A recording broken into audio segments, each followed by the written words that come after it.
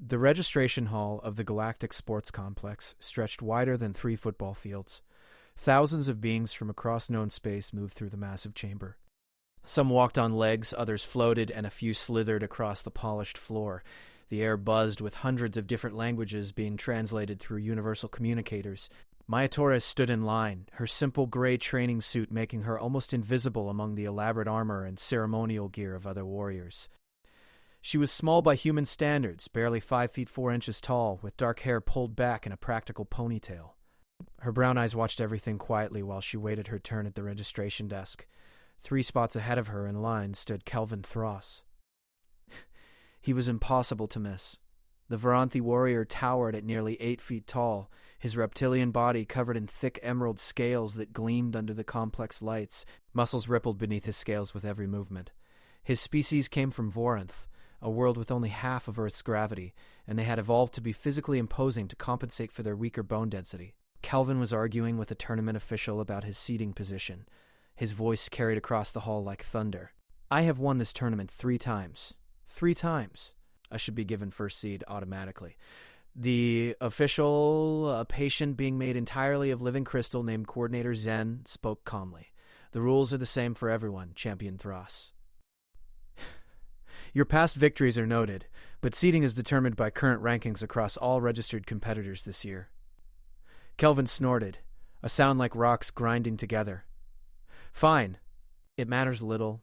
I will crush whoever stands before me anyway. He snatched his registration tablet from the desk and turned away.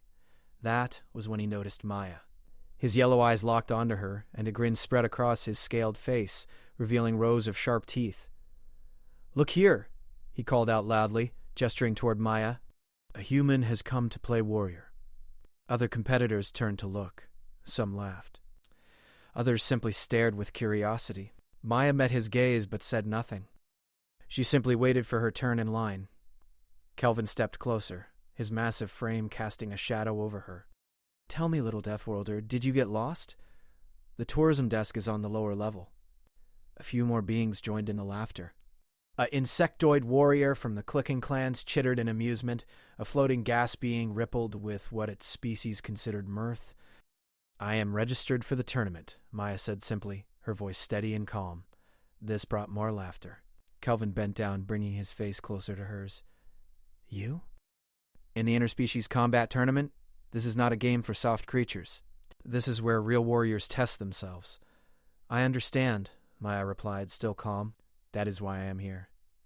Kelvin stood back up to his full height, spreading his arms wide to address the crowd that had gathered. You all see this? This is what happens when Deathworlders let their arrogance cloud their judgment. Yes, we all know the stories. Humans come from a high-gravity world. Humans are durable. Humans heal quickly. He waved a clawed hand dismissively. But durability means nothing against true strength. You can survive many hits, little human, but you cannot win if you cannot land a single blow. Maya remained quiet, her expression unchanged. She had heard all of this before during her years of training. Let them underestimate you, her coach back on Earth had always said. Their assumption is your advantage. Tell me your name, Kelvin demanded. I want to remember it when I see the match results. I want to know how long you lasted before surrendering. Maya Torres, she answered. Maya Torres, Kelvin repeated, making her name sound like a joke. Well, Maya Torres from the Deathworld, I hope you have good medical insurance. The tournament covers basic healing, but some injuries last longer than others. He turned to his entourage of fellow Voranthi warriors. Perhaps we will face each other. That would be entertaining. The match would last, 5 seconds? 10 if she runs? His companions laughed and made their own comments in their native language, though the universal translators caught enough words like fragile and amusing for Maya to understand the tone. Finally, Maya reached the registration desk. Coordinator Jen looked at her with multifaceted crystal eyes that reflected rainbow colors. Please place your identification on the scanner, the coordinator said. Maya did so. Her information appeared on the holographic display. Name, homeworld, age, weight, height, and combat experience level. Zen studied the data for a long moment. You are from Earth. A true death world by galactic classification. Yes, Maya confirmed. And you understand that this tournament can be dangerous? We have excellent medical facilities, but injuries do occur. I understand. Very well. Zen processed her registration with crystalline fingers that moved like precise instruments. You are entered. Your preliminary bracket assignment will be announced within the hour. The coordinator paused, then added in a quieter tone that only Maya could hear. I have met 3 humans in my lifetime. Each one surprised me. Good luck, Maya Torres. She took her registration tablet and moved away from the desk. Behind her, she could still hear Kelvin holding court with other warriors, many of whom were placing bets on how quickly various competitors would be eliminated. She heard her name mentioned several times, always with laughter following it. Jake Morrison found her near the equipment check area. He was another human who had registered for the tournament, a tall man with broad shoulders and friendly blue eyes. Hey, I heard what happened back there. You okay? I am fine, Maya said. That Kelvin guy is bad news.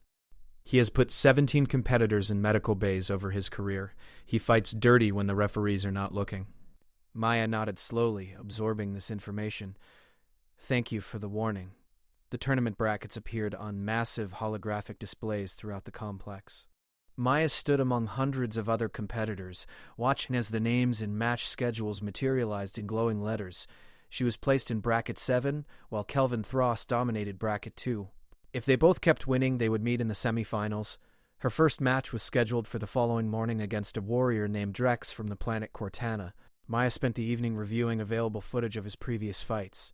Drex was skilled, standing about 6.5 feet tall with 4 arms that could strike from multiple angles simultaneously. His world had slightly higher gravity than galactic standard, making him stronger than most species but still adapted to only 1.2x Earth normal. Jake found her in the observation room, still watching videos hours later. You should rest, he suggested. Overthinking can be as bad as underpreparing. Just finishing, Maya replied, closing the display. How did your match go? Jake rubbed his shoulder and grimaced. Lost in round 1. Faced a crystalline fighter who was basically living armor. Could not land anything that mattered. But hey, I made it to the tournament. That counts for something. It counts for a lot, Maya assured him.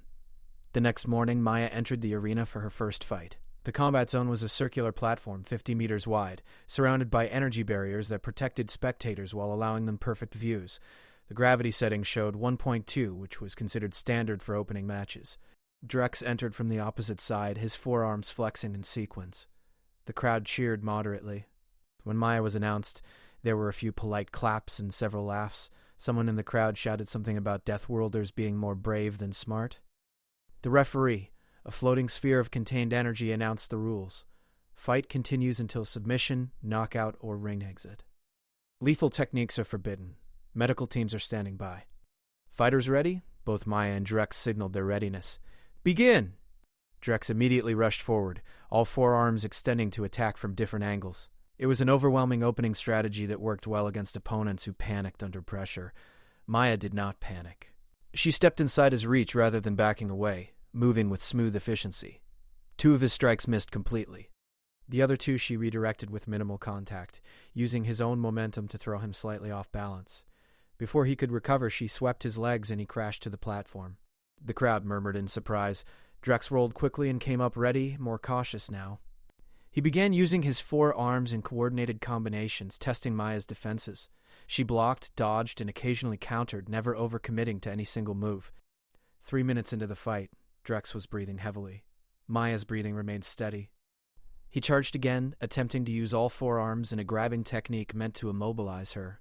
Maya dropped low, slid between his legs, and struck the back of his knee joints in rapid succession. Drex stumbled. She rose behind him and applied a submission hold that locked 2 of his arms while using leverage to control his whole body.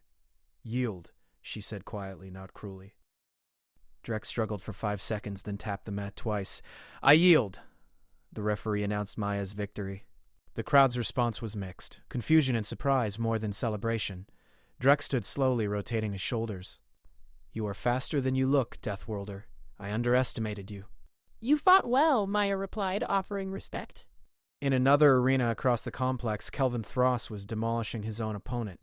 The warrior from a low-gravity world had no chance against Kelvin's overwhelming strength. The Varanthi champion threw his opponent out of the ring within 90 seconds, not even bothering to use sophisticated techniques. Pure force was enough. After the match, Kelvin gave an interview to the Galactic Sports Network. Yes, I heard the human girl won her match, he said when asked. Surprising, I admit. But her opponent was Drex, who is known more for appearance than skill. Wait until she faces real competition. Wait until she faces someone like me. He grinned at the camera. If we meet in the semifinals, I promise you all the shortest match in tournament history. I will be gentle, though. Humans break easily, and I would not want to send her home in pieces. Maya's second match came 2 days later against a warrior from a species called the Stone Walkers. They were beings who evolved on a heavy-gravity world, 1.5 times Earth's standard. Her opponent, named Graf, was built like a boulder with limbs, incredibly strong and resistant to damage. The arena gravity was set to 1.8 for this match, higher to accommodate Graf's natural environment. Many spectators expected Maya to struggle. Heavy gravity would slow her down while barely affecting graphite. The match began, and Graf moved forward like an avalanche, slow but unstoppable. Maya circled him, moving not slower, but actually easier than in her previous match. To her, 1.8 gravity felt almost comfortable, similar to the training levels she had used on Earth for years. Graf swung massive fists that could shatter stone. Maya avoided each one by centimeters, never wasting energy on unnecessary movements. She struck his joints, his nerve clusters, and anywhere that technique could overcome raw durability. The fight lasted 8 minutes. Graf never managed to land a single solid hit. Maya's accumulated strikes finally wore him down until he could not continue. He dropped to one knee and raised a hand in submission. This time, the crowd's reaction was different. Real cheers mixed with the surprise. People were starting to notice something unusual about the small human woman. Coordinator Zhen watched from the official box, their crystalline face reflecting thoughtful colors. "Interesting," they said to an assistant. "Very interesting indeed." The tournament entered its second week, and Maya Torres had become an unexpected topic of conversation throughout the Galactic sports complex. She advanced through each round with quiet efficiency, defeating opponents who had years more experience and far more intimidating reputations. By the quarterfinals, betting odds on her had shifted from 50 to 1 against to nearly even money. Kelvin Thross, meanwhile, continued his dominating performance. He crushed every opponent with overwhelming force, rarely letting matches last more than 3 minutes. His fighting style was brutal and direct, using his massive strength to simply overpower anyone who stood against him. After each victory, he gave interviews that grew increasingly focused on one topic: his inevitable match against Maya. "The human has had luck," Kelvin told reporters after his quarterfinal victory. "She faces opponents who are not prepared for Deathworld endurance, but endurance means nothing against true power. When we meet, and we will meet in the semifinals, the galaxy will see the difference between surviving and winning." The semifinal brackets were announced 3 days before the matches. Maya would face Kelvin in the second semifinal bout. The first would feature 2 established champions from different fighting traditions, but everyone knew which match would draw the real attention. Jake found Maya in the training facility, working through movement drills that looked more like dance than combat preparation. "The whole complex is talking about your match," he said. "They are calling it the Deathworld Challenge. Human adaptability versus Varanthi's strength." Maya finished her drill before responding. "What do you know about Kelvin's fighting style?" Jake pulled up footage on a display screen. "He relies on intimidation first. He gets in his opponent's head before the fight even starts. Then he uses pure aggression. Watch this match from 2 years ago." He showed a fight where Kelvin had injured an opponent badly enough to end their tournament career. He claims it was an accident, but you can see he had multiple chances to pull back. "He fights angry," Maya observed, watching Kelvin's movements carefully. "More like he fights proud," Jake corrected. "He believes he is superior, and that belief makes him reckless. He does not respect his opponents enough to think they might counter him." Maya watched several more of Kelvin's matches, studying not just his techniques but his patterns. He always opened with the same aggressive rush. He always tried to end fights quickly, and he always assumed his strength would be enough. "The match is in the variable gravity arena," Jake added. "Gravity will shift randomly between 0.8 and 2.5 throughout the fight. That is supposed to test adaptability." For the first time, Maya smiled. "That is good." "Good?" Kelvin trains in multiple gravity environments. He has competed in variable gravity dozens of times, but he trains in low gravity, Maya said. His homeworld is half Earth standard. Even his heavy gravity training probably does not go much above 1.5. 2.5 will affect him more than he expects. Jake looked at the small woman before him and shook his head with wonder. "You have been planning for this." "I have been planning for this my whole life," Maya replied quietly. "Earth does not produce fighters by accident. Our world demands adaptation or death. I chose adaptation. The day before the semifinal, Kelvin's team arranged a public training session. It was a show of confidence, letting spectators watch him prepare. Hundreds gathered to watch the three-time champion demonstrate his devastating techniques against practice opponents. Kelvin spotted Maya in the crowd. He stopped his training and pointed directly at her. "There she is! The brave little human who thinks she can stand against me." His voice boomed through the facility. "Tell me, Maya Torres, are you afraid yet? It is not too late to withdraw. No shame in knowing when you are outmatched." Maya met his gaze calmly. "I will see you in the arena tomorrow, Champion Thras." "Yes, you will," Kelvin laughed. For about 30 seconds before you hit the mat." He turned to the crowd. "I will make a promise right now. If this human lasts more than 1 minute against me, I will donate my prize money to Earth charities. That is how confident I am." The crowd erupted in mixed reactions. Some cheered his bravado. Others thought he was going too far. Maya simply turned and walked away. She had seen enough. That evening, Coordinator Zhen visited Maya in her quarters. The crystalline being moved with gentle clicking sounds, their body reflecting the room's lights and rainbow patterns. "I hope I am not intruding," Zhen said. "I wanted to speak with you before tomorrow's match." "Of course," Maya replied, gesturing for the coordinator to enter. "I have overseen this tournament for 43 years, Zhen began. "In that time, only 2 humans have competed at the championship level. One reached the semifinals 20 years ago, another won the entire tournament 60 years before that. Both were exceptional, but both were also much larger than you. Heavier. More obviously suited to combat by galactic standards." "You wonder if I can win," Maya said. "I wonder if you understand what you face," Zhen corrected gently. "Kelvin Thras is not just strong. He is vicious when his pride is challenged. And you, whether intentionally or not, have challenged his pride greatly. He will not hold back tomorrow. He may even try to hurt you to prove his point." Maya nodded slowly. "I understand. But Coordinator Zhen, may I ask you something?" "Of course. Have you ever been to Earth?" "I have not. Earth is not the heaviest world in the galaxy," Maya said. "But it is heavy enough that every day of life there is training. Our gravity crushes weaker bones. Our weather kills the unprepared. Our animals evolved to be predators and survivors in ways that make other worlds seem gentle." She looked directly at Zhen with steady eyes. "I am not here by accident. I am not here on luck. I am here because Earth made me ready." Zhen's crystalline face reflected thoughtful colors. "Then I will say only this. The galaxy is watching tomorrow. Whatever happens, you have already changed how many species view humanity. That is victory of a different kind. The arena was filled beyond capacity. Beings from hundreds of worlds crowded into every available space, while millions more watched through broadcast feeds across the galaxy. The variable gravity arena sat in the center of the complex, its transparent floor showing the gravity generators beneath. Large displays around the arena showed the current gravity setting, which would change randomly throughout the match. Maya entered first, walking calmly through the tunnel to modest applause that had grown warmer over the past weeks. She wore simple combat gear in dark blue, her hair tied back tightly. She stepped onto the platform and felt the current gravity, 1.0, standard galactic measure, comfortable for most species. Then Kelvin entered, and the arena erupted. His entrance was theatrical, flames shooting up from the tunnel as he strode forward with his arms raised. His emerald scales had been polished until they gleamed like precious stones. He was enormous, powerful, and utterly confident. He stopped at the center of the arena and pointed at Maya. "Your courage is admirable, human. But courage alone will not save you today." Maya said nothing. She simply took her position and waited. The referee sphere floated between them. "This is a semifinal match in the interspecies combat tournament. Standard rules apply. Fight continues until submission, knockout, or ring exit. The gravity will shift randomly throughout the match between 0.8 and 2.5 standard. Lethal techniques are forbidden." The sphere paused. "Fighters ready?" Both signaled yes. "Begin!"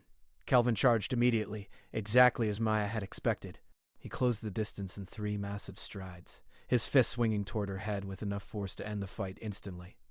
Maya ducked under the blow and moved to his side, too close for his long arms to strike effectively. She landed 2 quick hits to his ribs, testing his defenses. Kelvin spun faster than something his size should move, his tail whipping around to catch her. Maya jumped over it and backed away, creating distance. The crowd roared. first exchanged to Maya. Kelvin's eyes narrowed. He approached more carefully this time, using his reach advantage to jab at her with measured strikes. Maya blocked and dodged, reading his patterns. He was fast for his size, but he telegraphed his movements slightly before each major strike. The gravity display flickered, 1.4. The change was immediate. Kelvin adjusted his stance, his movements becoming slightly heavier. Maya barely changed at all. 1.4 was still lighter than her standard training gravity. Kelvin noticed. His expression shifted from confidence to focus. He pressed his attack harder, using combinations that would overwhelm most opponents. His fists and feet created a storm of strikes. Maya moved through them like water, redirecting what she could not avoid, absorbing hits on her arms and shoulders rather than her head or body core. One strike got through, a solid hit to her ribs. Pain flared, but Maya had trained through worse. She used the momentum from his strike to spin away and reset. Kelvin grinned, thinking he had hurt her. First blood human. There will be more. The gravity shifted again. 1.9. This time, the change was significant. Kelvin's grin faded as he felt the extra weight. His movements slowed noticeably. Maya, however, seemed to move easier, like the heavier gravity actually helped her. She pressed forward for the first time, attacking instead of defending. Her strikes were precise, targeting his knee joints, his elbow joints, anywhere that technique could overcome strength. Kelvin tried to grab her to use his size advantage in a grapple, but she was too fast. Every time he thought he had her, she slipped away and landed 2 more strikes. The crowd's noise grew louder. They were witnessing something unexpected. Gravity shifted to 2.2. Kelvin was struggling now. Each movement required more effort. His breathing became labored. Maya could see sweat beginning to form on his scaled skin. She moved in close and landed a combination to his midsection. 5 quick strikes that made him grunt in pain. He swung wildly, trying to catch her with his superior reach, but she was already gone. Impossible, Kelvin breathed. You should be slowing down. I trained in 2 Earth gravities, Maya said calmly, circling him. This feels normal to me. Understanding dawned in Kelvin's eyes, followed quickly by something he rarely felt. Fear. He roared and charged again, desperation replacing strategy. It was a mistake. Maya sidestepped his rush and struck the back of his leg precisely where she had hit it 3 times before. The accumulated damage finally showed effect. Kelvin's leg buckled. He caught himself before falling, but he was off balance. The gravity display flickered, 2.5. Maximum. Kelvin nearly collapsed under the sudden weight. His body, adapted to low gravity, simply was not built for this. Every movement became a struggle. He could barely keep his guard up. Maya moved like she was in her natural environment, because, in a way, she was. She struck his arms, his legs, his body core, each hit precisely placed. Not brutal, not cruel, but devastatingly effective. She was dismantling his defense piece by piece. Kelvin swung one last desperate strike, putting everything he had left into it. Maya caught his arm, used his own momentum and the heavy gravity, and threw him. The Voranthi champion crashed to the mat with a sound like thunder. He tried to rise. His arm shook with effort. The gravity was simply too much. His body, built for a world half as heavy as this, could not function at 2.5 times standard. Maya stood over him, not gloating, not celebrating. Do you yield? Kelvin looked up at her, his pride shattered. He had mocked this small human. He had promised to defeat her in seconds. Now he lay on the mat, unable to even stand, while she looked down at him, barely breathing hard. I yield, he whispered. Then louder, with what remained of his dignity. I yield. The referee announced Maya's victory. The arena exploded with sound. Cheers, shouts, and stunned exclamations in hundreds of languages filled the air. The roar of the crowd continued for several minutes after the referee declared Maya's victory. Beings from countless worlds were on their feet, witnessing something most had thought impossible. The small human from the Deathworld had defeated the 3-time champion who had mocked her so thoroughly. Maya offered her hand to help Kelvin stand. He stared at it for a long moment, his pride warring with his exhaustion. Finally, he pushed himself up without her help and limped toward his corner. Medical staff rushed to check him for injuries. He had bruises forming across his ribs and legs, but nothing serious. His body was damaged less than his ego. Maya walked to her own corner where Jake waited with water and a towel. That was incredible, he said, his voice full of genuine amazement. You made it look easy. It was not easy, Maya replied, accepting the water. He is very strong. If the gravity had stayed low, the fight would have been much different. But you planned for the high gravity. You knew it would give you the advantage. Maya nodded. I prepared for every possibility. That is what Earth teaches. Adapt to the environment or fail. The tournament officials announced that the finals would take place in 3 days. Maya's opponent would be determined by the first semifinal match happening later that evening. She watched from the observation area as 2 skilled warriors battled. The winner was a fighter named Cora from the planet Thaxis, a high-gravity world similar to Earth. Cora was tall, powerful, and technical in her approach. Over the next 2 days, the galactic media could talk about nothing else but Maya's victory. The footage of Kelvin collapsing under the heavy gravity while Maya moved freely was played millions of times. Analysis showed how she had systematically targeted his weak points, how she had never wasted energy, how she had turned his own strength against him. Some commentators praised her skill. Others argued that the variable gravity arena had given her an unfair advantage. A few even suggested the rules should be changed to prevent Deathworlders from competing.